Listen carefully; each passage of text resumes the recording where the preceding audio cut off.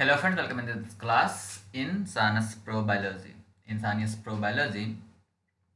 तो जैसा कि आपको पता है कि हम लोग आईसीएमआर की तैयारी कर रहे हैं और आईसीएमआर की तैयारी के लिए अब आज से आपके लिए सिर्फ जितने भी मटेरियल मैं रिलीज़ करूँगा डेफिनेटली वो आईसीएमआर से रिलेटेड ही होगा। चाहे एक छोटा सा वीडियो हो या एक लंबा सा वीडियो हो, बट वो वीडियो रिलेटेड होगा आईसीएमआर के। अगर आप आईसीएमआर की तैयारी कर रहे हैं तो डेफिनेटली ये चैनल आपके लिए बहुत ही ज़्यादा यूज़फुल होने वाला है।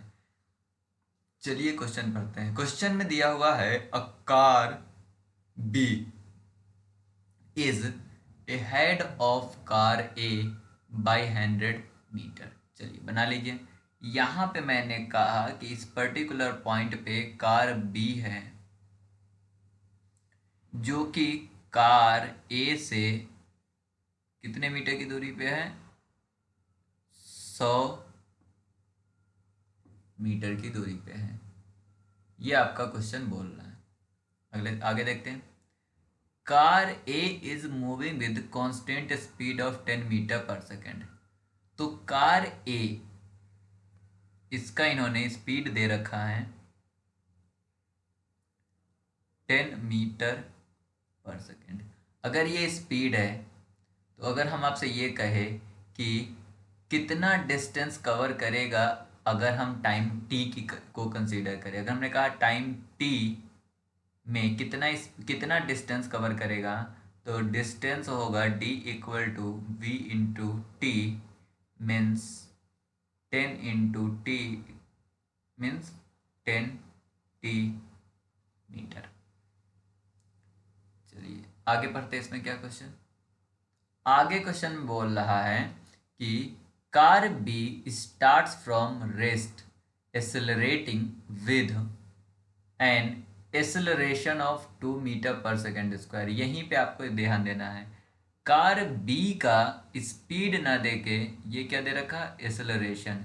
एक्सेलरेशन में क्या दे रखा, 2 मीटर पर सेकेंड स्क्वायर।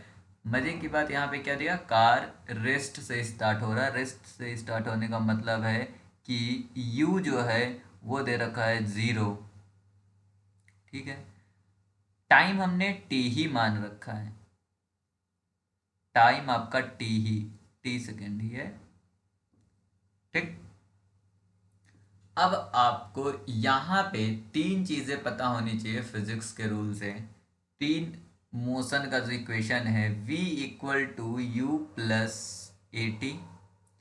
दूसरा क्या होता है, s equal to U T plus half A T square.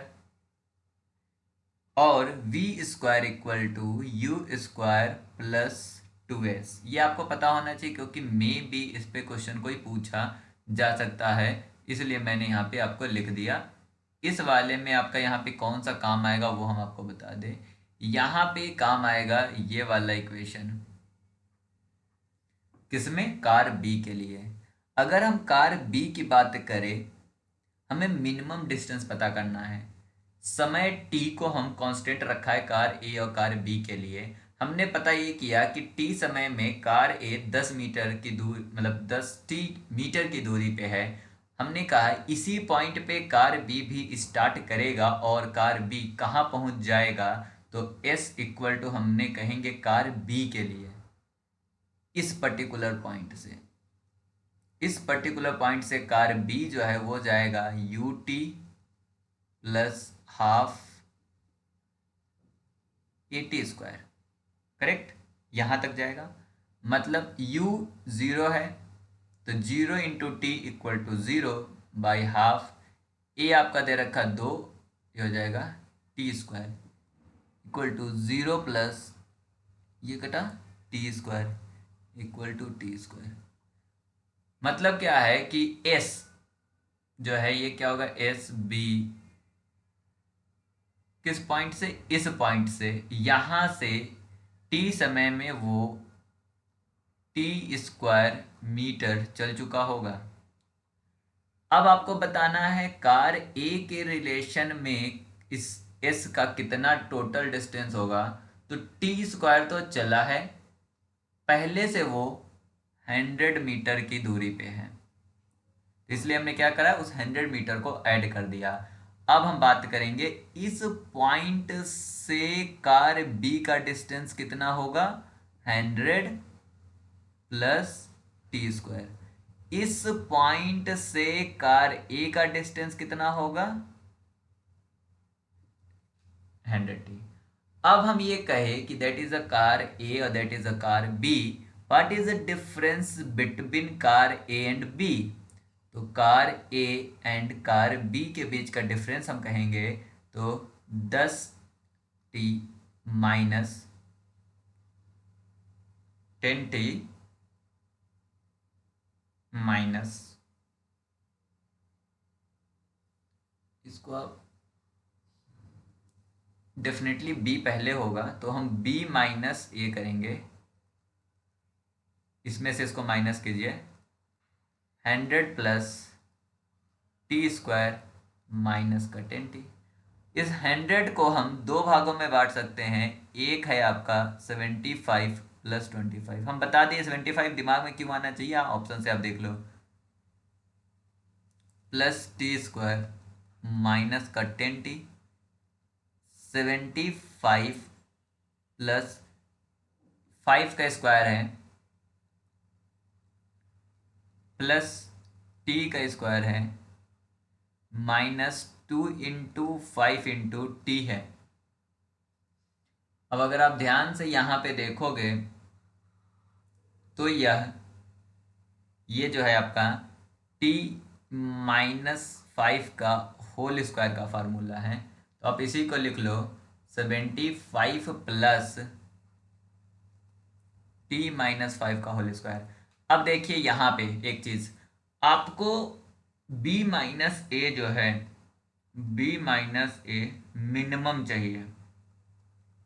B minus A minimum तभी होगा जब ये वाला फैक्टर 0 हो जाए, क्योंकि अगर इसमें आप कुछ भी ऐड करोगे तो मिनिमम तो बचेगा नहीं। ये फैक्टर जब 0 होगा तो जाके यह मिनिमम हो जाएगा। मतलब 75 से नीचे तो हो नहीं सकता क्योंकि 75 कांस्टेंट है, तो 75 ही मिनिमम होगा। बाकी ये जो फैक्टर है यहाँ पे ये आपका वेरिएबल होगा, तो 75 is the minimum distance between B and A. Correct answer आपका सी है। दोबारा इस क्वेश्चन को समझ लीजिए, थोड़ा ट्रिकी था 2021 के पेपर। इस वाले में दे रखा है going 40 meter to south from her house. यहाँ पे किसी का हाउस है, फॉर एग्जांपल ये हाउस है, इस हाउस से 40 मीटर गया, फिर है मेहर टर्न लेफ्ट। मेहर ने क्या किया, लेफ्ट टर्न हुआ और 20 मीटर गया। ये कंडीशन में था यहां से साउथ। अब जैसे ही यह लेफ्ट मुड़ेगा मतलब ये चला गया ईस्ट, क्योंकि आपका क्या होता है देखो, ये कंडीशन होती है नॉर्थ साउथ ईस्ट और वेस्ट। उसके बाद इन्होंने कहा देन टर्न टू नॉर्थ, उसके बाद यहां से ये नॉर्थ की तरफ मूव कर गया और 20 मीटर चला and goes 20 meter and then start walking to her house. अब इसका हाउस कहाँ है ये बताओ, इसका हाउस है इस पॉइंट पे, तो यहां से यह इस डायरेक्शन में मूव करना शुरू किया। ये नॉर्थ है और अगर हम यहां से एक लाइन इमेजिनरी लाइन खींचे तो ये हो जाएगा वेस्ट, क्योंकि यहाँ से ये हो जाएगा ईस्ट, ये हो जाएगा इस पॉइंट से नीचे की तरफ हो जाएगा ये साउथ। अब ये जा रहा है that is the angle between north और वेस्ट। जो ये थीटा एंगल है इसका मतलब ना ही ये वेस्ट में जा रहा ना ही ये नॉर्थ में जा रहा, तो जा किधर रहा है, नॉर्थ वेस्ट। करेक्ट आंसर है नॉर्थ वेस्ट। ये भी काफ़ी सरल था, रियलिटी तो ये है। हाँ ये क्वेश्चन थोड़ा ट्रिकी था क्योंकि इसमें इन्होंने पूछा था कि विच 2 month in year have a same calendar. Same calendar के लिए आपको एक बात पता होना चाहिए, सेम कैलेंडर के लिए gap between month divisible by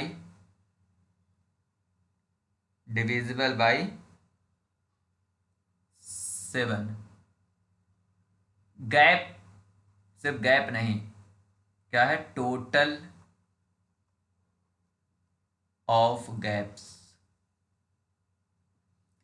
अब यहां से एक चीज हम आपको बता दें, चाहे तो आप हाथ पे भी याद कर सकते हैं। जनवरी 31 डे का होता है, फरवरी आपका 28 या 29 का होता है, यहाँ पे ये डे है, ये मंथ है। मार्च आपका 31 का होता है, अप्रैल 30 का होता है, मई 31 का, जून 30 का, जुलाई 31 का, अगस्त 31 का, सितंबर 30, अक्टूबर 31, नवंबर 30 एंड दिसंबर 31 का। फोटो खींच लीजिएगा इसका, अगर आपको नहीं आता है तो, बाकी आपको पता होगा। अब इनके बीच का गैप देखेंगे हम, क्या है आपका, सितंबर टू दिसंबर, इन तीनों को ऐड करो, यहां से लेके यहां तक में दिसंबर से पहले, क्योंकि हमें क्या करना है कि इसका सितंबर और दिसंबर दोनों का कैलेंडर देखना है ना। तो इन तीनों का मतलब ऐड करके 7 से डिवाइड करो। जब इन तीनों का आप ऐड करोगे तो आपका आएगा 30 प्लस 31 प्लस 30। क्यों होता है, इसके लिए आप एक बार कहीं से एप्टीट्यूड का कैलेंडर चैप्टर देख लीजिए, क्योंकि मैं आपको ये कहूँगा मेरा इतना कैलेंडर पे कमांड नहीं है, ये मुझे आता है, इसलिए हम आपको यहाँ पे सीधे बता रहे हैं कैसे सॉल्व होगा। अप्रैल टू नवंबर मतलब यहाँ से यहाँ तक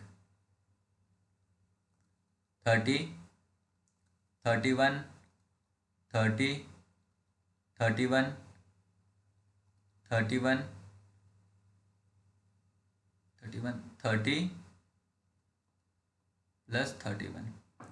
जब इसको आप सॉल्व करोगे तो आएगा 240/7 इक्वल टू 30.57। मई टू अगस्त। देखिए ऐसे क्वेश्चन को मैं कैसे पेपर में करता हूँ मैं बता दूं आपको, जब मुझे ये नहीं आ रहा होता है तो मैं ऐसे क्वेश्चन को, जो अभी मैं कर रहा हूँ यही हरकत मैं करता हूँ, क्योंकि इस तरह से ऐड कर दूंगा, जो सेम होगा उसको मैं हटा के, जो सेम नहीं होगा उसको मैं ऐड कर दूँ, मतलब एलिमिनेशन मेथड में यूज करता हूँ। अभी मैं बताता हूँ कैसे। इन तीनों को ऐड करो, 31, 30 and 31, this is a 92/7 equal to 13.1। यह भी आपका होगा, क्योंकि है ये जून, दैट इज जून से सितंबर 30, 31, 30, 30, 31, 30 इक्वल टू 92/7 इक्वल टू 13.1। अब देखिए मैं कैसे सॉल्व करता हूँ एग्जाम में, मैं बता दूँ।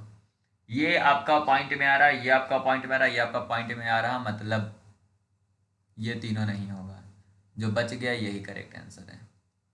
आप कहोगे सर हमें दिमाग में क्यों आएगा कि इसको 7 से डिवाइड करें। दिमाग में इसलिए 7 से डिवाइड आना चाहिए क्योंकि कैलेंडर की बात हो रही है, कैलेंडर में सेम कैलेंडर की बात हो रही है। सेम कैलेंडर का मतलब है कि जब आपका 7 दिन अलाइन करने लगे, आपका पूरा का पूरा दिन जो है अलाइन करने लगे, तब जाके आपका कैलेंडर में भी सेम हो सकता है।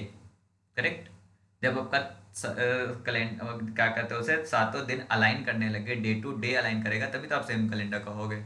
तो इसलिए हम 7 से डिवाइड करके देख सकते हैं। तो सितंबर और दिसंबर का दिन जो होगा वो आपका क्या होगा, अलाइन करेगा, और वो आपका सेम होगा। ओके। बाकी एक चीज़ यहाँ पे आपका मतलब जब मैंने सोल्व किया तो यहाँ से आप एक ऑब्जर्वेशन ले सकते हो, शायद काम आ जाए। बाकी आप इसको अदर वाले पे देख लीजिएगा। ये आपका सितंबर है और ये आपका दिसंबर है। अब अगर आप अप्रैल को देखोगे तो ये आपका अप्रैल है और ये आपका नवंबर है। दोनों में नंबर ऑफ जो है वो क्या है, सेम है। देखो मई, ये आपका मई है और ये आपका अगस्त। इन दोनों में भी मतलब नंबर ऑफ दिन सेम है। ये आपका जून, ये आपका सितंबर। देखिए, याद रखिए, कभी भी वो कैलेंडर सेम नहीं होगा जिसमें दिन की संख्या सेम होगी। क्यों नहीं होगा? क्योंकि ये कहीं ना कहीं इधर आपका जब मतलब हर 7 दिन जब एक्स्ट्रा होगा ना, तब जाके वो कैलेंडर सेम होगा। तो एक ये भी तरीका है, आप ऐसे क्वेश्चन को इस तरह से सोल्व कर सकते हो। बाकी आप देख लीजिएगा अदर में भी इस तरह से ऐड करके। जब आपका सेम सेम है, जैसे 30 कैलेंडर सेम नहीं होगा, 31 कैलेंडर सेम नहीं होगा। तो अगर हमसे कहीं पूछे इसमें से और कौन सा जो है जिसका कैलेंडर सेम हो सकता है, यह क्वेश्चन बन सकता है ना। तो रैंडम हम लोग एक पिक कर लेते हैं, फिर देखते हैं शायद कैलेंडर सेम हो या ना हो। चेक करने में क्या जाता है। बट हाँ, 3 कैलेंडर, ये वैसे ये करने में ज़्यादा फायदा है कंपेयर टू ये तुक्का मारने के लिए सही है। बट डेफिनेटली अगर इस पे सिर्फ 2 चीज़ों पे हम जाते हैं तो मे भी गलत हो सकता है। बट हम चेक कर लेते हैं। जैसे हमने कहा ये एक मैंने पिक करा आपका मार्च, और एक हमने पिक करा है मार्च के साथ, ये हो गया आपका 31, ये हो गया 30, ये भी मान लीजिए 31, ये हो गया 30। तो अगर हम इनको करें 30, 31, 31, 30, मार्च और अगर सितंबर को देखते हैं तो कितना हो रहा आपका, इन दोनों को ऐड करके थोड़ा देखते हैं। मे बी अगर सही हो गया तो that is also the good thing. ये मैं यहाँ पे एक्सपेरिमेंट कर रहा हूँ, देखिए 31, 30, 31, 31, 30, 31, ये भी हो गया आपका 30, फिर आपका +31 +31। ठीक है, तो अगर हम इसको डिवाइड करते हैं, इनको ऐड कर लिया, इनको ऐड करके देखिए क्या आ रहा। देखिए ऐसे ऐसे क्वेश्चन में, एप्टीट्यूड वाले क्वेश्चन हो गए, कैलेंडर वाले क्वेश्चन हो गए, ऐसे क्वेश्चन को आपको प्रैक्टिस और दिमाग लगाने की ज़रूरत है। डेफिनेटली ऐसा नहीं हो सकता कि आपको आता ही होगा।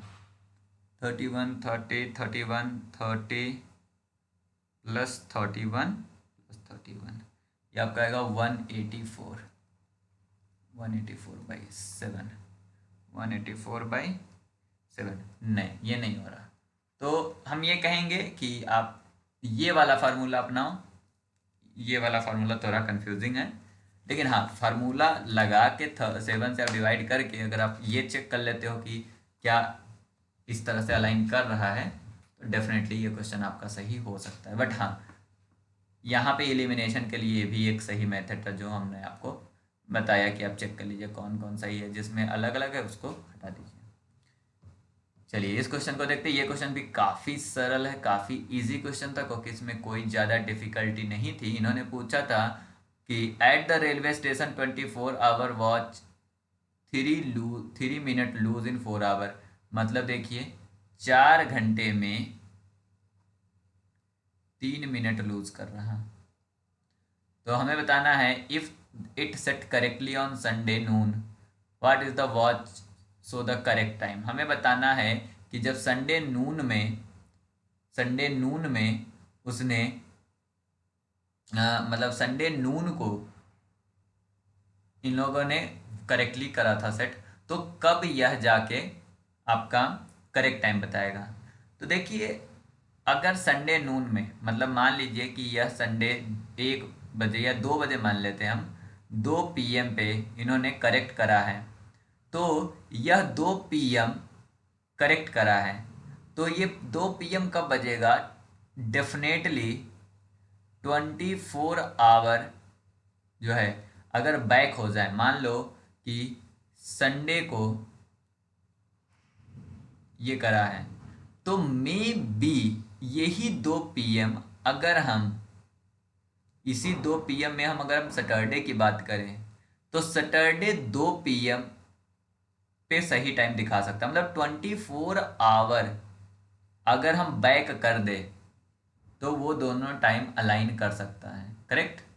तो अब यहाँ पे देखो 3 मिनट, मतलब ऐसे कर सकते हो कि 4 आवर में 3 मिनट का मिस मैच है, तो 24 आवर में कितने मिनट का होगा ये देखो,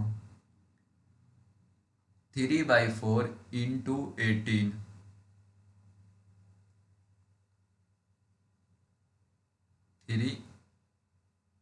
3/4 not 18, 24 ना, 24, दैट इज 6 मीन्स 18 मिनट। तो 18 मिनट 24 आवर में वो क्या करेगा? बैक करेगा, लूज करेगा। 24 आवर के बाद आपका टाइम कितना हुआ होगा? मान लीजिए कि आपने 2 PM पे सेट कर रखा है, तो अब हो रहा होगा 1 PM, मतलब नेक्स्ट डे हो रहा होगा 1 PM, और 60 में से आप 18 माइनस कीजिए तो 2, और 5 में से 1 का 4, 1 PM 42। उसके अगला में भी माइनस कीजिए तो 4 और 3 में से 1 का 2, 24, 124। इस तरह से ये धीरे धीरे धीरे धीरे डिक्रीज होगा, और जब 24 आवर डिक्रीज अगर हो जाता है तो वो आपका टाइम अलाइन करेगा। मतलब 18 मिनट जो है यह 24 आवर के लिए है, ठीक है। 24 आवर का मतलब है एक दिन। 18 मिनट कितने लिए है? एक दिन के लिए। तो हम ये कहेंगे कि 1 मिनट कितना होगा? 1 मिनट 1/18 डे, और 24 आवर मतलब 24 इंटू 60। अब ये पूरा का पूरा आपका मिनट में हो गया, तो ये हो गया 1/18 इंटू 24 इंटू 16। यहाँ पे क्या हो गया? डे, ठीक। अब इसको देखिए 18, अगर आप इसको सॉल्व करोगे तो 18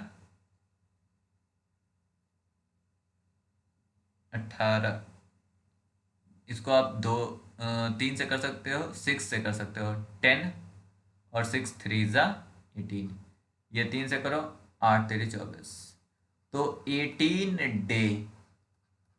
देख लीजिए 18 का, ये 40 लिखा, 75 लिखा, 100 लिखा, 18 एक ही जगह लिखा है।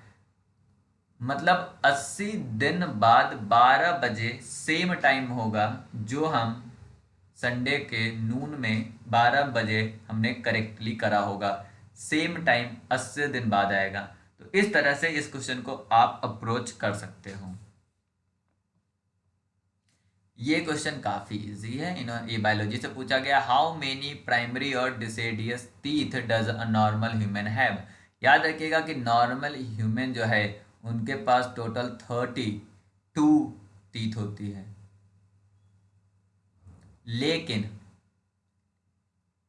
लेकिन बचपन में प्राइमरी टीथ, जिसे हम मिल्क टीथ भी बोलते हैं, मिल्क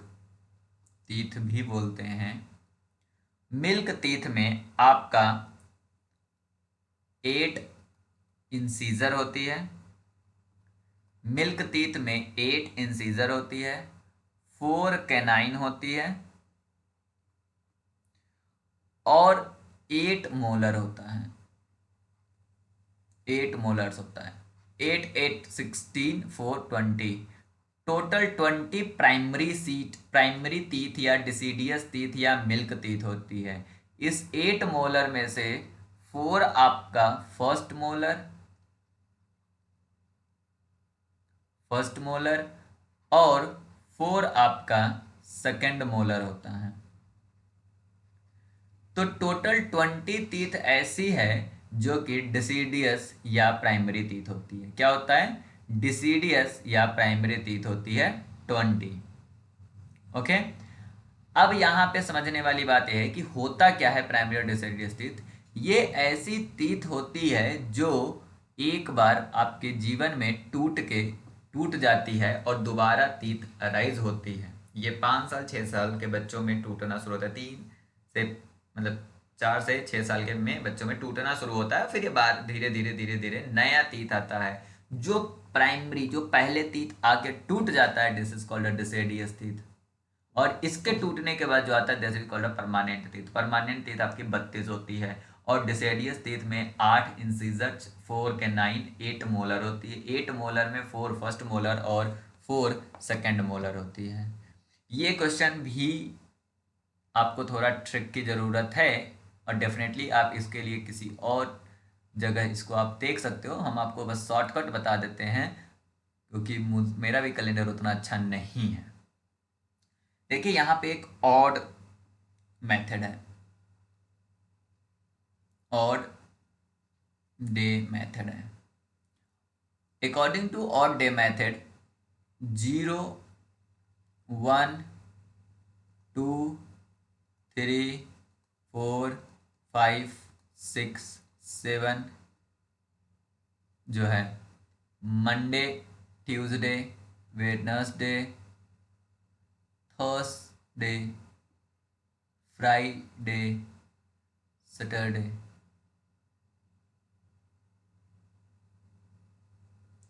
नहीं, 0 संडे से। ओके, ये हो जाएगा आपका Sunday, Monday, Tuesday, Wednesday, Thursday, Friday और सैटरडे। फिर आपका 0, 1, 2, 3, 4, 5, 6 इस तरह से रोटेट होता रहता है। ये जो आपका दे रखा है इसको टुकड़ों में आपको तोड़ने की ज़रूरत है। आप क्या करोगे, हम आपको नॉर्मल सा बता देते हैं। अगर आप हमारी वीडियो देख के उस क्वेश्चन को सोल्व करते हो तो हम कुछ ट्रिक आपको बताएंगे, इस ट्रिक के हिसाब से आप इसको देख लेना ऐसे क्वेश्चन को। सबसे पहले 1969 में को 1600 लिख दो और 1600 में 0 ऑड डे होता है, ये आप याद रखो। फिर 1600 से इसमें 300 लिख लो और 300 में आपका 1 ऑड डे होगा। देन आपको 68 ये लिखना होगा क्योंकि यहाँ पे 69 है ना, तो इसलिए आप 68 ये लिखोगे और 68 ईयर में एक ऑड डे होता है। और अब आपके पास 16 जनवरी है और 16 जनवरी में 2 ऑड डे होता है, 2 1 3 1 4। आपका टोटल हो गया 4 ऑड डे। अब देख लो 4 ऑड डे के दिन कौन सा था, थर्सडे था, तो थर्सडे इसका करेक्ट आंसर है। बाकी हम आपसे यही कहेंगे इस क्वेश्चन के लिए आप कैलेंडर की बुक, कोई रीजनिंग की कोई बुक खोल के, कैलेंडर की बुक खोल के जाके देख सकते हो। डेफिनेटली इस साल के कैलेंडर के 2-3 क्वेश्चन आए थे जो डिफिकल्ट थे क्योंकि मुझे कैलेंडर नहीं आती, दैट इज़ अ रीज़न कि हो सकता है कि मेरे लिए डिफिकल्ट हो। ये क्वेश्चन काफ़ी आसान है कि theme of the world immunization week 2021 का थीम क्या था, तो इसका थीम था वैक्सीन ब्रिंग्स अस क्लोजर। तो वैक्सीन जो होती है ब्रिंग्स अस क्लोजर, ये आपका वर्ल्ड इम्यूनाइजेशन वीक 2021 का थीम था। डेफिनेटली आप इसको तभी सॉल्व कर सकते हो जब आपको सीधे सीधे याद होगा। यहाँ पे देखिए क्या है, 1 yard is equal to how many inches. ये भी अगर आपको याद होगा तभी आप बता सकते हो। 1 यार्ड में 36 इंचेज होता है। इसका और कोई तरीका नहीं, इसको आपको रटने की ज़रूरत है कि 1 यार्ड में 36 इंचेज होती है। यहाँ पे इन्होंने पूछा था कि which of the following variant is known as an delta variant of the SARS COVID 2। ध्यान दीजिए, यह भी आपको याद होगा तभी बता सकते हो। ये कोविड से क्वेश्चन आया है, इसका क्वेश्चन है लीनिएज B1617.2।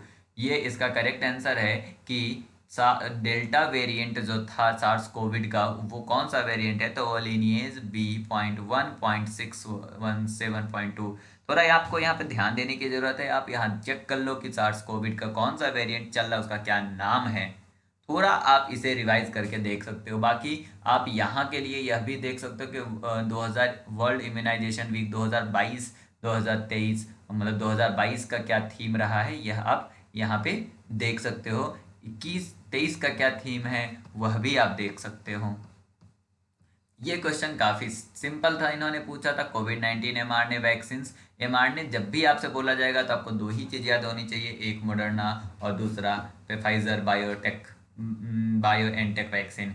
मॉडर्ना और फाइजर बायोटेक वैक्सीन जो है यह एमआरएनए बेस्ड वैक्सीन है। तो इसका आंसर सिंपल सा 1 है, क्योंकि ऑक्सफोर्ड एस्ट्राजेनेका ये आपका डीएनए बेस है, और भारत बायोटेक वैक्सीन जो है कोवैक्सीन, ये आपका क्या था, वो आपका शील्ड वैक्सीन था, एटीन्यूएटेड वैक्सीन है। ओके, तो ये आपको डायरेक्ट यहाँ पे याद रखना है बस। अब आपको यहाँ पे याद रखना है कि स्पाइक प्रोटीन से रिलेटेड इन्होंने body cells to make the spike protein which is an mRNA vaccine of the कोविड-19। तो फाइजर बायोटेक वैक्सीन या मॉडर्ना, ये दो आपका एमआरएनए वैक्सीन है।